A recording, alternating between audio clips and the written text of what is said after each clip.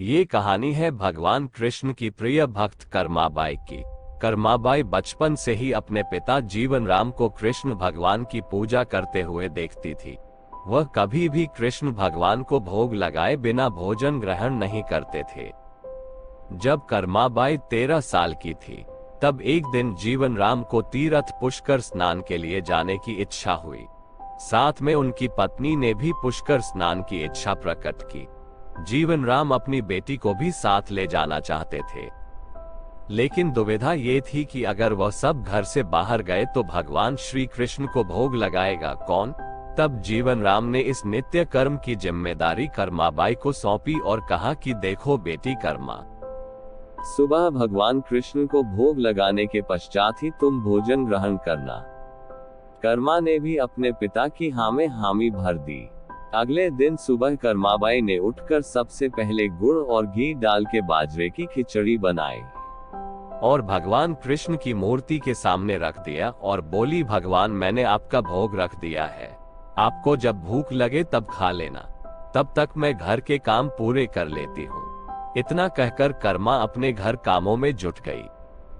काम करते करते बीच बीच में आकर देखने पर जब कर्मा को ज्ञात हुआ कि भगवान ने अभी तक खिचड़ी नहीं खाई है, तब उसे संदेह हुआ कि शायद खिचड़ी में घी और गुड़ कम है, इसलिए भगवान कृष्ण भोजन ग्रहण नहीं कर रहे हैं।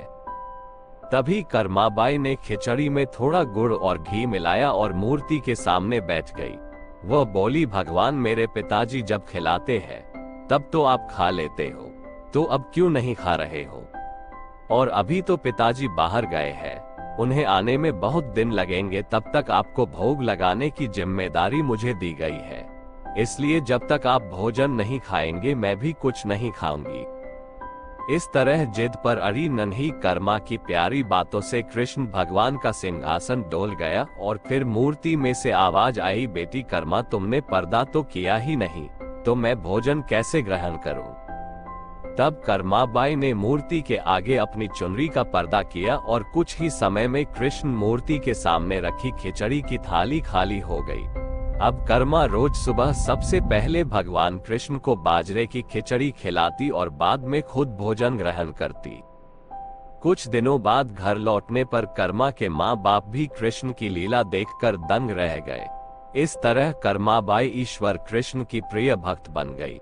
अपने जीवन के अंतिम दिनों में कर्माबाई भगवान जगन्नाथ की नगरी जगन्नाथपुरी में एक कुटिया में जाकर बस गई थी। वहां पर एक दिन कर्माबाई की कुटिया के सामने एक तेजस्वी कांति वाला बालक आया और उसने कर्माबाई से कहा, मुझे भूख लगी है, माँ खाना दो। उस वक्त भी कर्मा अपने भगवान कान्हा को खिचड़ी का भोग लगा रही थी। कर्मा ने उस बालक को भी खिचड़ी खिलाई। उसके बाद से वही बालक हर रोज कर्मा के हाथ की खिचड़ी खाने आता था। ये सिलसिला कई वर्षों तक चलता रहा। वह बालक कोई और नहीं, स्वयं जगन्नाथ भगवान थे, क्योंकि जिस दिन कर्माबाई का देहांत हो गया उस दिन जगन्नाथ भगवान की मूर्ति की आंखों से आंसू बह रहे थे और उसी रात मंदिर के पुजारी के स्वप्न में जगन्नाथ भगवान आए और अपने दुखी होने का कारण बताया कि उनकी परम प्रिय भक्त कर्माबाई स्वर्ग लोक सिधार गई है। मैं रोज सुबह उसके हाथ की खिचड़ी खाता था, अब मुझे खिचड़ी कौन खिलाएगा?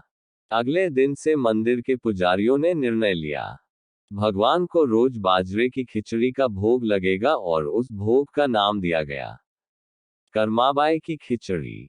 तो ये सच्ची कहानी कैसी लगी दोस्तों? अगर कहानी पसंद आई हो तो चैनल को लाइक, शेयर और सब्सक्राइब करें।